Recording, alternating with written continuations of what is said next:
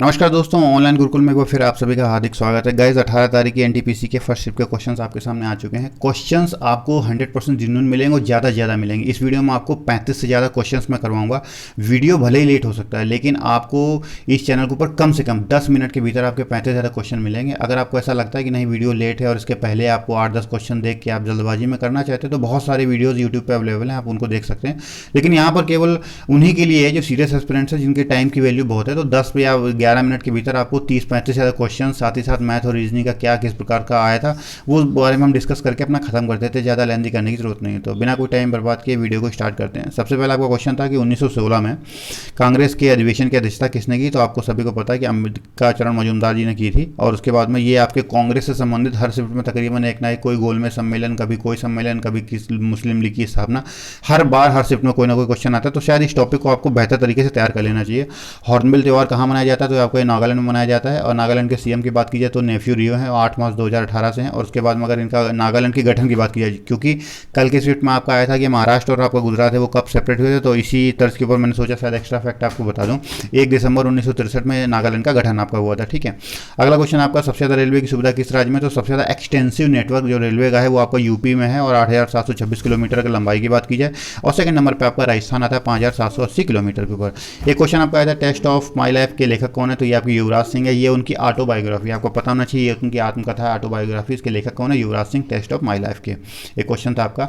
अगला क्वेश्चन आपका, क्रोना किस देश की मुद्रा है। तो क्रोना आपकी स्वीडन की मुद्रा है, जिसको बोलते हैं स्वीडिश क्रोना। ठीक है, तो अच्छा क्वेश्चन था आपका, और जो ऐसा है जिससे लोग मतलब हो सकता है कि शायद कंफ्यूज हो जाए।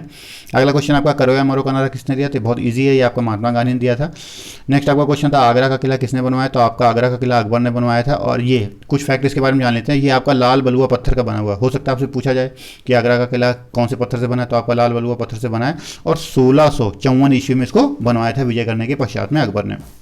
अगला क्वेश्चन आपका, भूगोल के पिता किसे कहते हैं। तो भूगोल के पिता बोलते हैं आपका एरोटोथीस को। ठीक है, एरोटोथीस की ये आपकी है, ये इसको बोलते हैं भूगोल के पिता, इनको बोला जाता है। ठीक है, father of geography is called Eratosthenes. ठीक है, नेक्स्ट आपका क्वेश्चन आया था कि 2014 में खाते खुलवाने की कौन सी व्यापक योजना की शुरुआत की गई थी। मतलब क्वेश्चन थोड़े से क्या है ना, लैंग्वेज आपको सीधी मिल सकती, हो सकता है कि आप बोलो नहीं, लैंग्वेज हल्का सा घुमा के पूछा जा सकता है। जैसे पिछले शिफ्ट में लास्ट वाला जो था उसमें पूछा गया था कि यूआईडीआई का डायरेक्ट फुल फॉर्म पूछा गया था। ये पूछा गया था कि आधार आपकी 12 डिजिट की संख्या है, इसको बनाने वाली संस्था का नाम क्या है। तो इस टाइप के क्वेश्चन थोड़े घुमा के पूछे जा सकते हैं। तो मैंने शॉर्ट में लिखने के लिए कर रखा है, तो आप उन चीज़ों को समझ जाइए।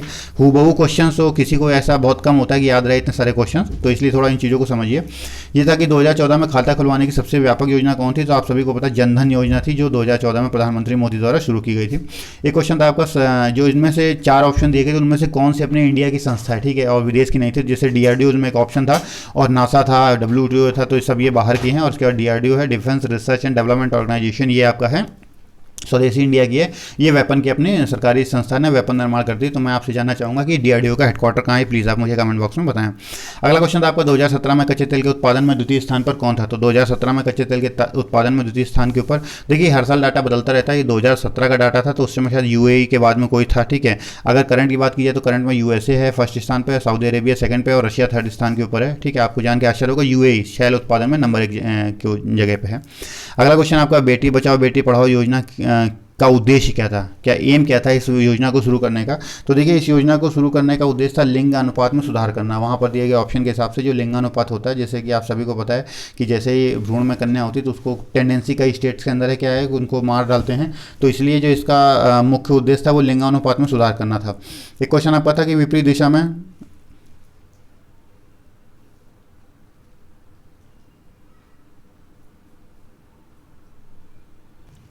विपरीत दिशा में उड़ने वाली जो पक्षी है उसका नाम क्या है। तो उसका हमिंग बर्ड होती है, जो आपका सीधे भी उड़ लेती है और साथ ही साथ में आपका उल्टा भी उड़ लेती है। उल्टा का मतलब होता है बैक। ठीक है, बैक में जैसे गाड़ियाँ बैक होती है उसी टाइप में। तो आप सभी को पता होगा, खैर कोई ज़्यादा कठिन नहीं है, हमिंग बर्ड है आपका। नेक्स्ट आपका क्वेश्चन था कि इन जो 4 ऑप्शन दिए गए थे, 4 ऑप्शन में कौन सा अलग ऑप्शन है। ठीक है, तो उनमें से 4 ऑप्शन में आपका कीबोर्ड, माउस, स्कैनर और मॉनिटर दिया गया था। तो है तो ये चारों कंप्यूटर से संबंधित था। बहुत ईजी क्वेश्चन आए थे, लेकिन देखिए इनमें से इनपुट और आउटपुट डिवाइस के आधार पर आप डिफरेंस कर सकते हैं। कीबोर्ड, माउस और जो स्कैनर होता है वो आपका इनपुट डिवाइस होता है, और जबकि मॉनिटर आपका आउटपुट डिवाइस होता है। तो इस प्रकार से आप मॉनिटर का आंसर हो जाएगा। अगला क्वेश्चन आपका आया था, नेक्स्ट क्वेश्चन आपका था 1998 में परमाणु परीक्षण कहाँ पर हुआ था। तो देखिए 1998 का आपका परमाणु परीक्षण, ये अगेन रिपीटेड क्वेश्चन है लेकिन थोड़ा घुमा के पूछा गया। तो ये इसमें आपका पोखरण राजस्थान में हुआ था, ठीक है। उसके बाद में इसका मिशन क्या था, ठीक है, इसका कोड नेम क्या था, तो मिशन शक्ति था। इसी के साथ साथ में जो एक पहले वाला आपका परमाणु परीक्षण था उसका स्माइलिंग बुद्धा नाम था। अब मैं आपसे जानना चाहूँगा कि वो आपका कब हुआ था, किस समय आपका इसके पहले वाला परमाणु परीक्षण हुआ था जिसका कोड आपका स्माइलिंग बुद्धा था। उसके बाद अगला क्वेश्चन था कि कंप्यूटर के हार्डवेयर कौन था। 4 आपके ऑप्शन दिए गए थे, उनमें से बहुत ज़्यादा क्लोजली टाइप के थे। उसके बाद 3 सॉफ्टवेयर थे और एक आपका हार्डवेयर था। वो आपका था कि इनमें से कंप्यूटर का हार्डवेयर कौन नहीं था। तो ये भी आपका एक कंप्यूटर संबंधित क्वेश्चन था। एक क्वेश्चन था कि पक्षियों के अध्ययन को क्या कहते हैं, ठीक है। वह विज्ञान की वह शाखा जिसके अंदर पक्षियों का अध्ययन किया जाता है उसको बोलते हैं ऑर्निथोलॉजी। क्या है, ऑर्निथोलॉजी इसको बोलते हैं। साथ ही साथ मैं आपको इसमें एक और ऑप्शन था इकोलॉजी। इकोलॉजी को बोलते हैं पारिस्थितिकी तंत्र, ठीक है, उसको इकोलॉजी बोला जाता है। एक क्वेश्चन था आपका कंप्यूटर के वायरस से संबंधित। ये तीसरा क्वेश्चन था आपका, तो उसके अंदर टार्जन दिया था, पाइथन दिया गया था, ठीक है। तो ये इसमें से कौन सा आपका वायरस नहीं था, तो ये इसमें पाइथन आपका था। वो पाइथन लैंग्वेज एक होती है, वो वायरस नहीं होता, ये ध्यान रखिएगा थोड़ा सा, ठीक है। ये आपका था, तो ये भी सरल क्वेश्चन था। एक क्वेश्चन आपका आया था कि मानव शरीर में पाचन की प्रक्रिया का वर्गीकरण कीजिए, ठीक है। जिससे खाना जाता है, फिर पाचन होता है, उसके बाद में डाइजेशन आपका होता है, ठीक है, और क्या अवशोषण होता है। तो इस प्रकार से क्या है ना, इनका एक था, उनको एक कुल मिला के आपको सिस्टमैटिक मैनर में लगाना था कि कौन सा पहले आएगा, फिर दूसरा, फिर तीसरा, ठीक है, इस प्रकार से। तो साइंस से क्वेश्चन ये था इस प्रकार से। अगला क्वेश्चन है राष्ट्रपति राज्यसभा में कितने लोगों को मनोनीत करते हैं, ठीक है। तो ये एंग्लो इंडियन से संबंधित क्वेश्चन था। तो शायद थोड़ा बहुत मेरे ख्याल से ऑप्शन में मिसमैच था, उसमें हो सकता है कि कुछ लोग बोल रहे हैं कि एंग्लो इंडियन के बारे में पूछा गया था, कुछ बोलते कितने मनोनीत करते हैं। तो देखिए जैसा भी हो, अगर एंग्लो इंडियन के बारे में पूछा जाए तो कोई स्पेसिफाई नहीं है। एंग्लो इंडियन केवल लोकसभा में, वो भी 2 सीटें होती हैं। राज्यसभा में 12 लोगों को प्रेसिडेंट मनोनीत कर सकता है, लेकिन वो विभिन्न अलग अलग क्षेत्रों से होते हैं, कला, साहित्य, विज्ञान, इन क्षेत्रों से जो विशिष्ट व्यक्ति हैं उनको राष्ट्रपति आपको मनोनीत कर सकता है, ठीक है। तो इनको राज्यसभा में 12 हैं और लोकसभा में आपके कितने हैं, 2 हैं। अब मैं एक चीज़ आपसे पूछूंगा कि ये बताइए कि एंग्लो इंडियन जो टर्म आपका इस्तेमाल हुआ तो उसका मतलब क्या होता है, क्या मतलब होता है एंग्लो इंडियन का, किसको बोलते हैं एंग्लो इंडियन, ठीक है। इस चीज़ को आप थोड़ा कमेंट बॉक्स में अगर करके बताएं तो ज़्यादा बेटर रहेगा।